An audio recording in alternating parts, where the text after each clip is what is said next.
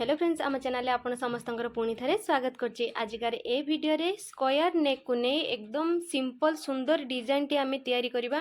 जेतेबेले fabric आपणकर एमिति plane थिबो किछि कॉन्ट्रास्ट कपड़ा यूज करबा को चाहू नथिबे बा पैच वर्क करू नथिबे एई टाइप रो सिंपल नेक डिजाइन करिवे बहुत सुंदर देखा जिवो।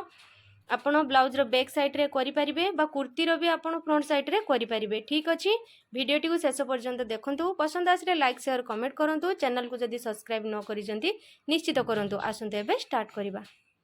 पेपर पेस्टिंग रो चौड़ाटा 4 इंच रखिछि आपण देखि पारले, लंब 12 आउ अधे रखिछि।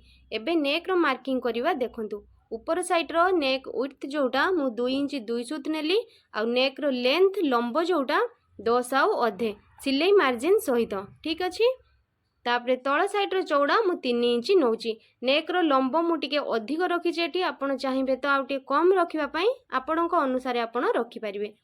एबे देखंतु गोटे कथा, जते बेले आपण पेपर पेस्टिंग रे नेक काटुचंती केबे भी चॉक रो यूज करिवेनी, पेन बा मार्कर रो यूज करिवे। आपणक मार्किंग गुडा का नीट एंड क्लीन आसीबो।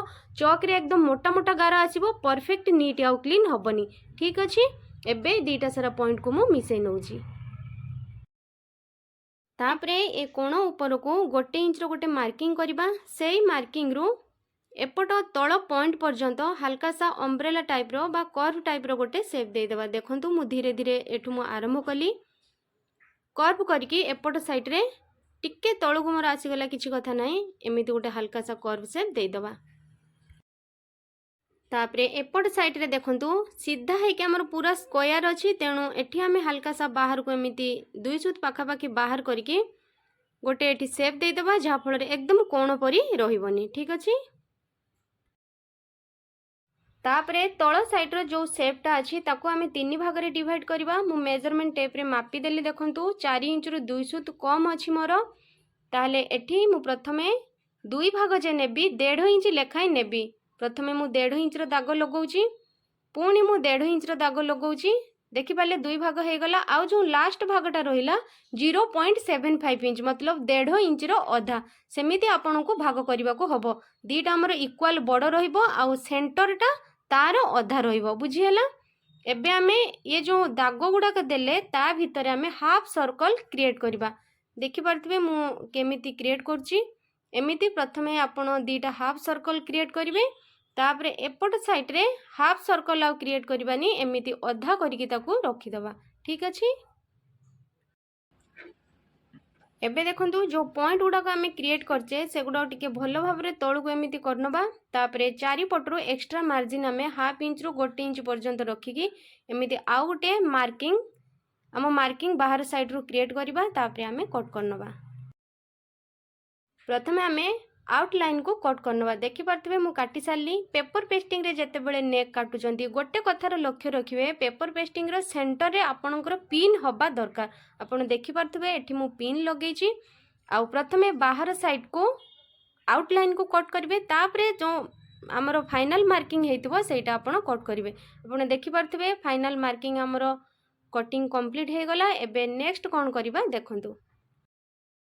तापरे अस्त्र कपड़ा उपरे पेपर पेस्टिंग को चिपके नबा। एक्स्ट्रा फैब्रिक जहाँ बाहर को बाहरी थिबो हाफ इंच पाखापाखी कपड़ा रखिकी आउ जो बाकी कपड़ाटा को कट कर नबा। मु काटी नेली। एबे जो हमर कपड़ा रहिछि सेथिरे छोटिया छोटिया कट लगेबा।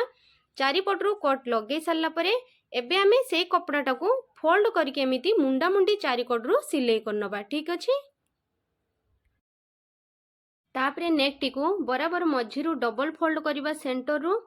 एबे सेंटर सीधारे नखरे भलो भाबरे प्रेस करके दाग लगे नबा। ठीक अछि, तापरे शोल्डर पाखरे सेंटर रे कट लगेबा।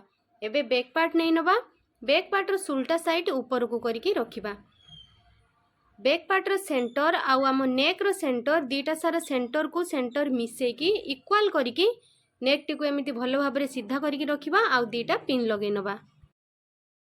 जदि आपण नुआ करी सिलाई शिखु थांती ताहले एमिति पिन लगे कि सिलाई कले नेक टी हलचल हे कि एपट सेपट हेई पारे। तेणु आपण सेंटर सीधारे गोटे सिलाई प्रथमे पके नेबे। शोल्डर पाखरु पूरा मझिया मझिरे एमिति सिलाई नेक लाइन जति पर्यंत अछि सेति पर्यंत सिलाई गोटे पके नेबे। ठीक अछि, जहा फल रे नेक हमरो पूरा फिक्स हे कि रहइबो, जम्मा भी हलचल हबनी। जेमिति हमें नेक टी को ब्लाउज ऊपर रखिछि सेमिति स्टे हे कि रहइबो। आमे बस स्टिच करबा।